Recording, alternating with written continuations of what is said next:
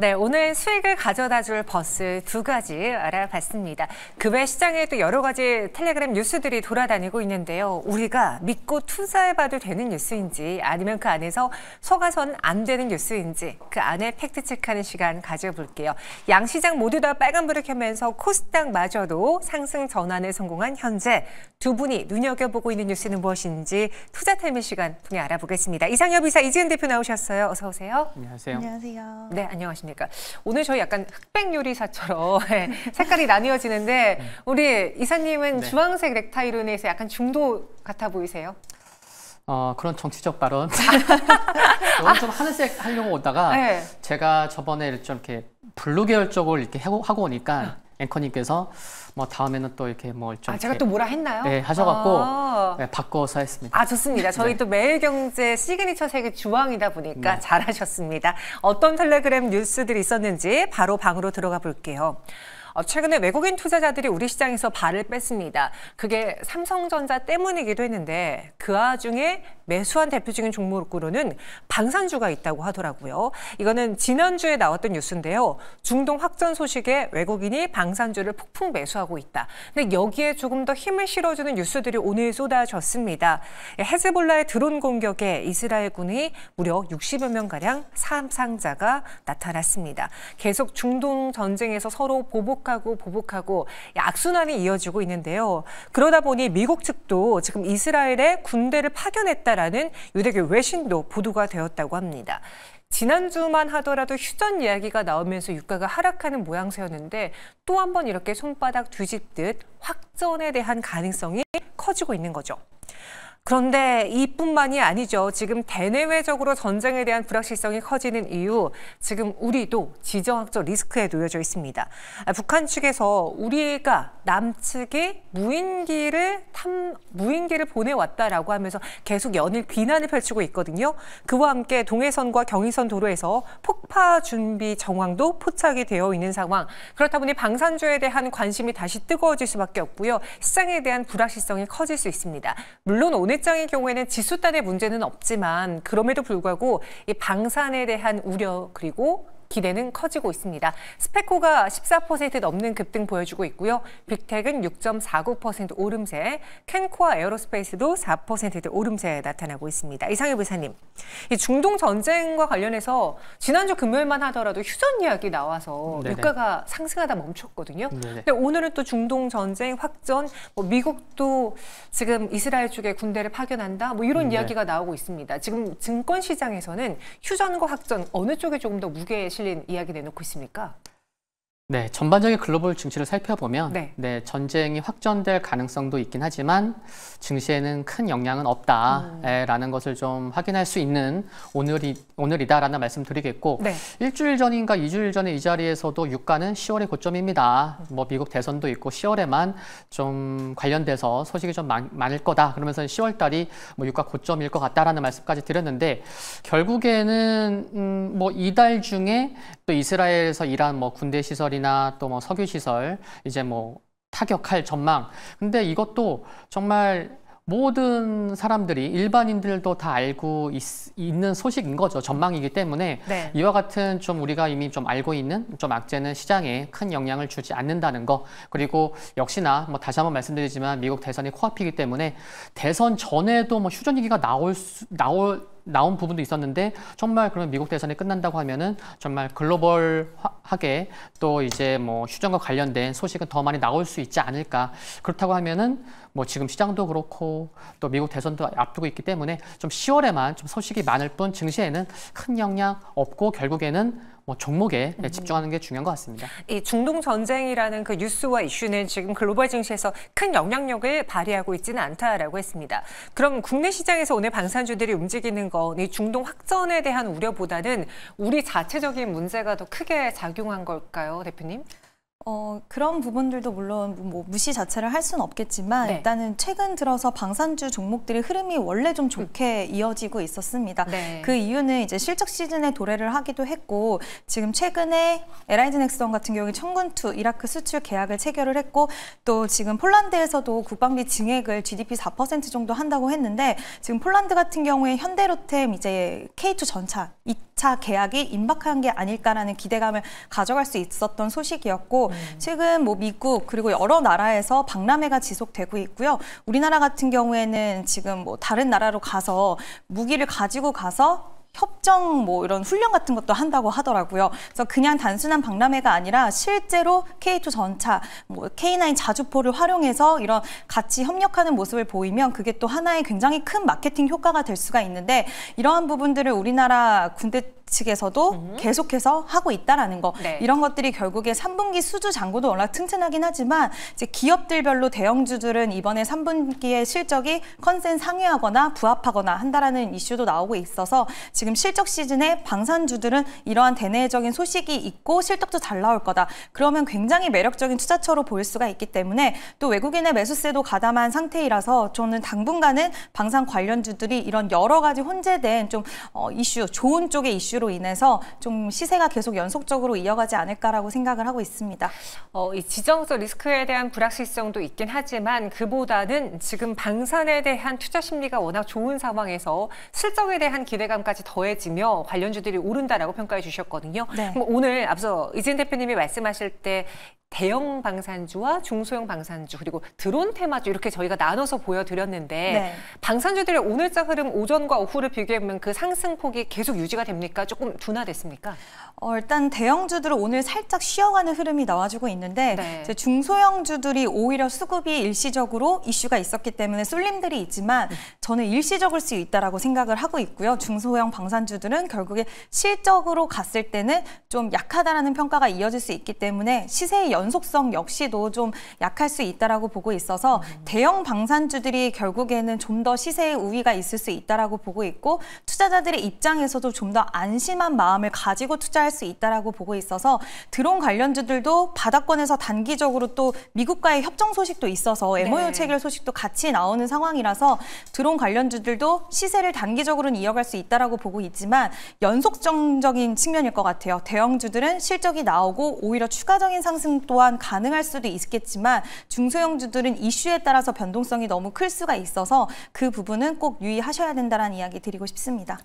이지은 대표님은 일단 오늘장에서는 중소형 혹은 테마주들이 더 강하지만 우리가 투자 관점으로 봤을 때는 대형주 단을 보는 게 더 좋지 않겠느냐라는 이야기였습니다. 이상엽 이사님은 어떻게 생각하는지 저희 셋 중에 유일하게 지금 군대를 다녀오신 분이잖아요. 저 면접 받았는데. 그렇습니까? 아니 장교 출신 아니세요? 그건 또 이성웅 이사가 그런가요? 잘 죄송합니다. 그래도 저희 중에서는 가장 이제 잘 아실 것 같은데, 당황스럽네요. 이 방산에 대해서 저는 이런 지정세 리스크가 불거졌을 때 너무 둔감해지지 말아야 될 것 같다. 우리가 매번 살면서 이런 뉴스를 겪다 보니까 어느 순간 뭐 또 그냥 말뿐이겠지, 도발이겠지라고만 생각하고 넘어가서는 안 될 만한 그런 사안들이잖아요. 네네. 투자 관점으로 봤을 때 이런 뉴스가 특히나 유독 국내의 경우에는 지정학적으로 어쩔 수 없이 많이 나오는데 네. 투자 관점으로 봤을 때는 충분히 수익까지 낼 수 있는 그런 전략인지요? 낼 수 있는 것 같고요. 네. 일단 대형주들은 뭐 대표적인 종목군들, 뭐 하나에어로스페이스나 LIG 넥스원, 또 현대로템 등 좀 단기적으로 좀 많이 오른 것 같아요. 그래서 좀 단기적으로는 좀 쉬어갈 수 있는 부분도 있는데 최근에 이렇게 뭐 관련된 소식들, 뭐 드론 관련된 소식도 좀 많이 나오고 있지만 드론이 또 UAM과도 이제 도심 항공교통과도 연결되는 부분이 있는데 지금 바닥이 10월 초의 바닥이 아니고 9월부터 올라오고 있거든요. 물론 지수도 안정을 좀 찾은 부분도 있겠지만 지난 9월부터 미국에서 뭐 중국의 드론을 제재한다는 소식으로 올라오고 있고 맞아요.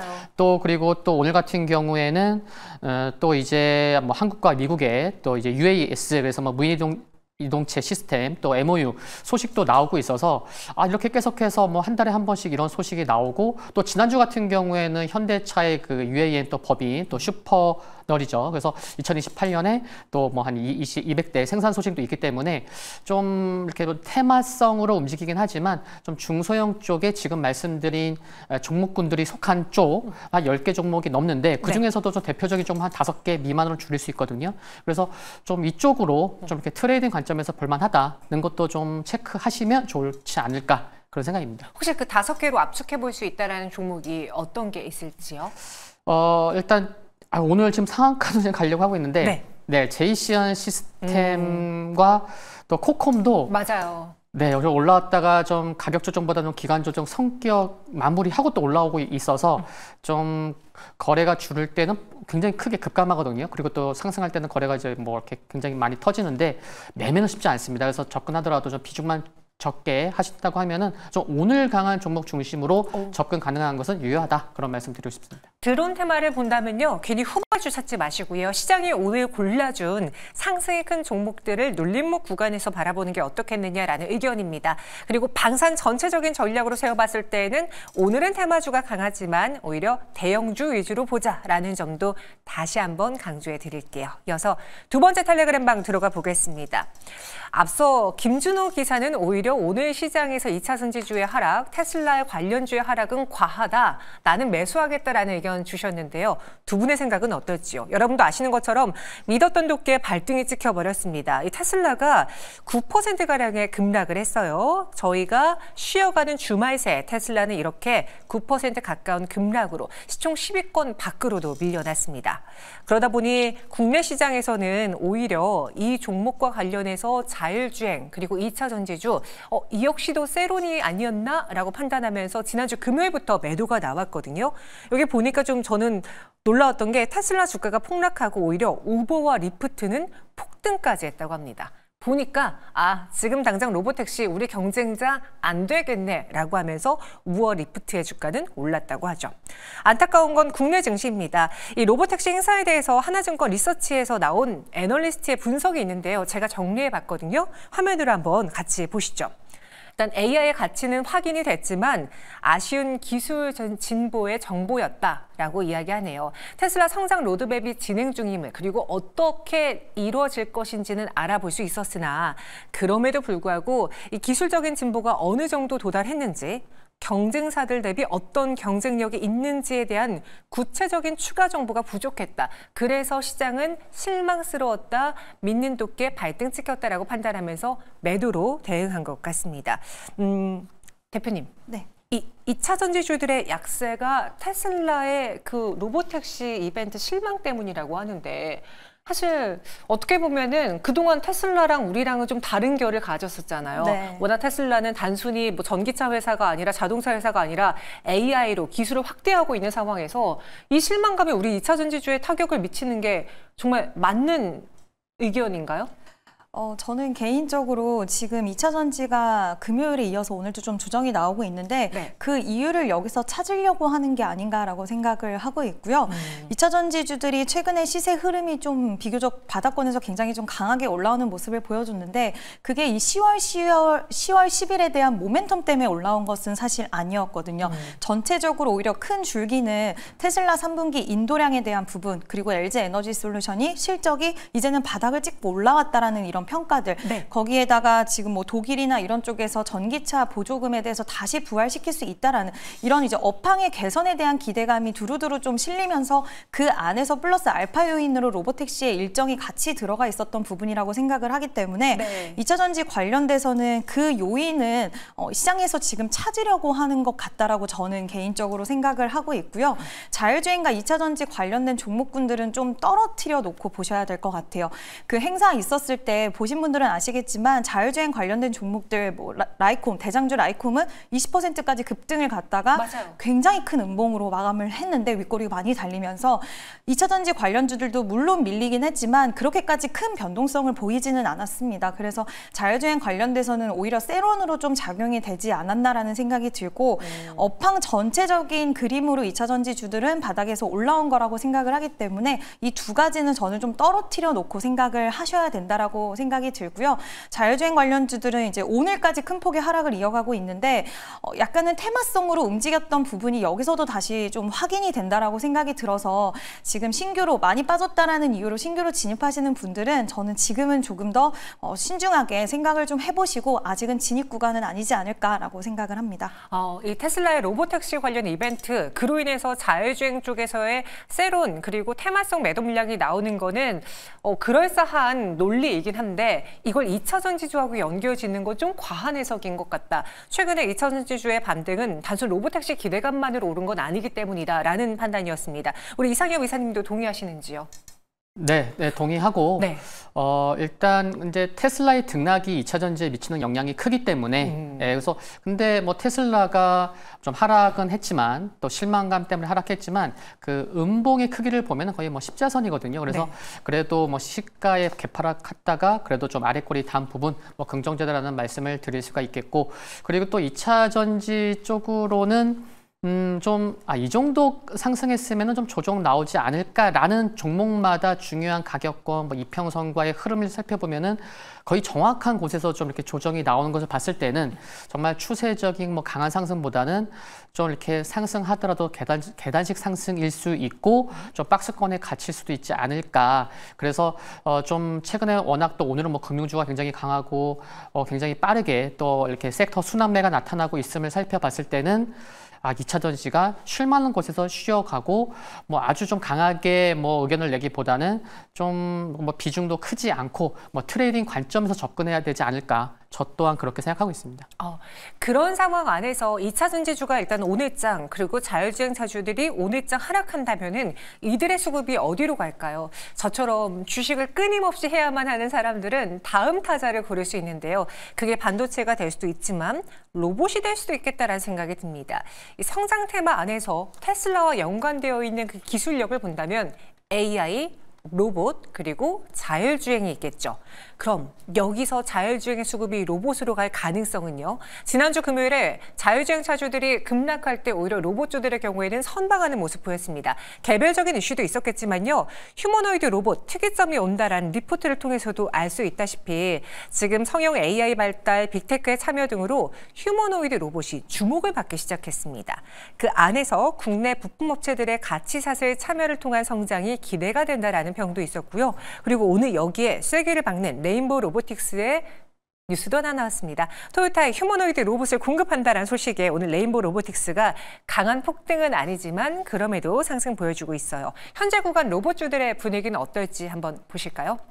레인보우 로보틱스 전거래보다 2.8% 상승 보여주고 있고요. 엔젤 로보틱스와 SPG도 3%대 오름세 보여주고 있습니다. 이사님, 2차 전지와 자율주행 수급이 로봇으로 가고 있다라고 봐도 괜찮은가요? 2차 전지 근데 워낙 또 이제 강한 섹터들이 많아서 네. 근데 이제 로봇으로만 간다라고 말하기는 좀 어렵고 네. 근데 로봇으로도 갈 수 있다. 그럴 가능성을 열어두자라는 말씀을 드리고 싶은데 아직까지도 보필 안 나왔습니다. 그리고 연말에 또 이제 AI 탑재한 볼리, 그러니까 볼리, 보필 다 두 글자인데 이제 출시 기대감 있고 그리고 이제 지금 말씀하신 뭐 토요타 이제 휴머노이드 뭐 납품 그런 소식도 있었고 또 이제 현대차에서 그 웨어러블 로봇을 12월 달에 대량 생산할 것으로 지금 계획하고 있고 또 최근에는 또 이제 아마존에서 뭐 물류 창고 로봇을 10배 증가시키겠다라는 계획도 이제 발표가 됐어요. 그래서 로봇은 지금 이제 올해 마지막까지 얼마 남지 않았는데 정말 뭐 이르다고 하면은 한 달에 한두 개씩은 관련된 로봇 소식이 좀 끊임없이 나올 수도 있지 않을까라는 이제 그런 기대감이 있기 때문에 그리고 뭐 대장주 시가총액이 가장 큰 레인보우 로보틱스도 지금 뭐 중요한 곳에서 좀 저점을 높이고 있는 것도 긍정적이어서 이제 그런 말씀을 드릴 수가 있어서 순환매 차원으로 언제든지 로봇주 이렇게 매수세가 좀 강하게 들어올 수 있다. 그런 가능성을 열어두고 접근하는 거는 수익률 제고에 도움이 될 것 같습니다. 그런 상황. 그러니까 무조건 이 자율주행과 2차 전지 수급이 로봇으로 간다라고 보는 건 아니지만 갈 수 있다. 그 후보지 중에 하나가 될 수 있다라고 합니다. 그럼 그 후보지 중에 하나로 선택을 해보자면은 오늘 뭐 뉴스가 나온 레인보우 로보틱스도 좋을 텐데요. 우리 대표님은 어떤 로봇주를 좀 더 길게 좋게 보시는지요? 길게 보자면 이제 레인보우 로보틱스를 가장 좀 길게 보고 있는데요. 네. 아시다시피 뭐 삼성전자와 향후의 협업에 대한 기대감도 가져갈 수가 있고 현재 같이 뭐 가시화된 부분은 없지만 계속해서 협력에 대한 부분들을 좀 하고 있다라는 소식도 나와주고 있고요. 오늘 이 도요타와 관련된 소식이 앞으로의 이제 고객사를 확장해 나가는 측면에서 이제 더욱더 로봇이 도입되는 시스템들이 산업용 로봇 쪽이 많아질 텐데 지금 다양한 로봇 라인업을 가지고 있습니다. 레인보우 로보틱스는 당장 좀 아쉬운 건 실적적인 부분인데 이런 다양한 로봇의 라인업들이 결국에는 향후 뻗어나가면서 많은 고객사들을 확보하게 된다라고 한다면 실적에 대한 부분들도 충분히 좀 기대할 수 있을 거라고 보고 있고요. 결국에는 레인보우 로보틱스가 대장주격으로 강한 시세를 또 보여줘야지 그와 관련돼서 이제 중소형주들도 진짜 찐으로 강한 반등을 시세를 이어갈 수 있다라고 보기 때문에 오늘 전반적으로 상승세가 나오긴 하지만 거래량이 살짝 부재한 모습들을 보여주면서 이게 시세가 이제 굉장히 강하게 시작이 되었구나라고 평가하기에는 살짝 부족한 점도 없지 않아 있다라고 보고 있어서 관심권에 있는 로봇주들 테마성으로 저는 좀 보셔야 된다라고 생각을 하는데 또 실적 시즌에 돌입을 해서 실적에서 또 다시 한번 발목이 잡힐 수도 있는 가능성도 좀 염두를 해두시고 긍정적인 관점으로 여러 가지 부분을 좀 열어두시고 보시면 좋을 것 같고요. 레인보우 로보틱스는 대장주기 때문에 역시 봐야 되지 않을까라고 생각을 합니다. 네, 레인보우 로보틱스를 탑픽으로 선정했습니다. 이렇게 로봇까지, 로봇으로의 수급이 이동할 가능성이 있다라는 점 염두에 두시고요. 세 번째 텔레그램 방으로 넘어가 보겠습니다. 오늘 전선과 전력주의 강세가 눈에 띕니다. 구리 가격 상승으로 인해서 전선업계가 방긋 웃고 있다. 실적 기대가 있다라는 거 저희가 지난번부터 계속 언급을 해드렸었는데요. 근데 여기 눈에 띄는 게 하나 있어요. 엄브렐라 리서치 방에 들어가 보니까 최근 미국 증시 안에서 전력 인프라주들의 주가 상승을 보여주는 차트가 있습니다. 이 주가가 대부분 신고가를 기록하고 있고 물론 테마가 재형성하면서 같이 올라가는 것 같기도 하다라는 분석을 올려주셨네요. 꼭 미증시에서 전력 인프라주가 오른다고 한국 기업들이 꼭 올라가야 된다라고 보지는 않지만 그럼에도 향후 1, 2년 내 끝나는 게 아니라 그 이상으로 이러한 전력에 대한 수요 장기 트렌드가 맞다면 지금 엔비디아 관련주를 찾아보기보다는 엔비디아의 관점에서 미국의 직접적인 수혜 기업을 투자해보는 것 어떨까라는 이야기 좋습니다. 그런 과정에서 오늘 전력과 전선주들이 좀 올라주는 것 같은데요. 이상엽 이사님. 3분기 실적 기대감 때문에 오늘 오른다라고 본다면 네네. 이번 실적에도 그동안 매번 좋은 성적을 냈던 전선과 전력주들은 무탈하게 좋게 나올 거야라고 판단하는 거죠? 네, 그렇게 생각할 수 있을 것 같고 네. 다만 또 눈높이가 좀 높아졌어요. 높은 부분이 있어요. 예, 그래서 이제 FA 가이드를 통해서도 많은 분들을 다 확인할 수 있는 눈높이가 여전히 높구나. 근데도 주가가 이렇게 상승할 정도면은 거의 주가가 이렇게 선반영된다고 볼 수 있는 거죠. 그래서 기대감이 그럼에도 불구하고 좀 긍정적으로 영향을 받고 있구나라는 거. 그리고 이쪽이 뭐 전력기기 대표적인 종목뿐만이 아니고 지금 말씀하신 전선 쪽 종목군들도 굉장히 많잖아요. 그쪽도 함께 움직이고 있을 정도로 굉장히 그러면은 뭐 딴 게 뭐 중국의 뭐 경기 확장 패키지 그것도 굉장히 큰 기대감이 있는 거 뭐 재고도 부족할 정도로 구리가 상승 또 3분기 실적 기대감 정말 많습니다. 또 금리나 사이클 그리고 아까도 하나 중요하게 저는 이제 또 내려놨는데 엔비디아가 좀 하락 변동성이 커지면서 결국에는 관련돼서 움직였었던 이쪽도 변동성이 컸었거든요. 그렇죠. 근데 엔비디아가 좀 안정을 찾으면서 이쪽도 물론 뭐 위치는 조금씩 기업마다 좀 다르긴 하지만 그렇다고 하면은 일단 안정은 찾았고 많이 빠졌었고 근데 실적 기대감 그래서 어닝 시즌에는 트레이딩 관점에서는 정말 꼭 봐야 될 섹터다. 네, 그런 생각입니다. 트레이딩 관점에서 꼭 봐야 된다. 특히 실적 시즌에 꼭 봐야 된다라고 강조해 주셨습니다. 제가 리포트를 막 찾아보니까 2025년에 벌써 예측하는 리포트 안에서 전력에 대한 이야기를 하는 리포트도 발견을 했거든요. 이지은 대표님. 네. 우리가 이 수익률에 있어서 그리고 실적에 있어서 전력주, 전선주가 좋은 건 알겠습니다. 그런데 새로운 뉴스는 없더라고요. 그럼 여기서 봤을 때 새로운 게 없다라는 점에서 상승이 제한될지 아니면 이 대세 상승이 2025년까지 나타난다면 잔파동에 흔들리지 말고 계속 모아가야 되는 건지 마지막으로 전략을 우리 네. 이상엽 이사님 이야기 안 들어볼 테니까 대표님이 싹 이야기해 주세요. 네, 저는 더 좀 보시자라고 얘기를 드리고 싶은데 그 네. 근거로 인해서는 지금 3일에 나왔던 소식이 있었습니다. 미국에서 신규 전력만 투자를 2조 원 넘게 하겠다라고 이야기를 했는데 그때는 오히려 주가 흐름들이 굉장히 강한 시세가 나오진 않았어요. 근데 최근의 흐름을 보면 우리가 좀 알 수가 있는 게 어닝 시즌이 다가왔고 지금 뭐 지정학적 리스크도 있고 다른 나라 대비해서 글로벌 증시는 좀 좋다라고 할 수 있는 측면에 우리나라 증시는 워낙 좀 체력이 부족한 모습들을 보이다 보니까 우리가 이번 상반기 때 굉장히 시세를 강하게 보였던 섹터의 대장주 위주로의 흐름들이 또다시 강세가 보이는 부분들을 확인을 할 수가 있습니다. 대표적으로 전력 관련된 종목들 그리고 방산주들 또 그 삼양식품, 식품 관련주들도 좀 시세를 보이고 있는 것들이 나타나고 있는데 이렇게 시장이 불안전하다 보니까 투자자들의 입장에서 그리고 외인 투자자들도 마찬가지로 실적 기반 베이스를 가져갈 수 있는 쪽에 여전히 좀 기대를 하는 모습들이 보여지고 있지 않나라는 생각이 들고 있고요.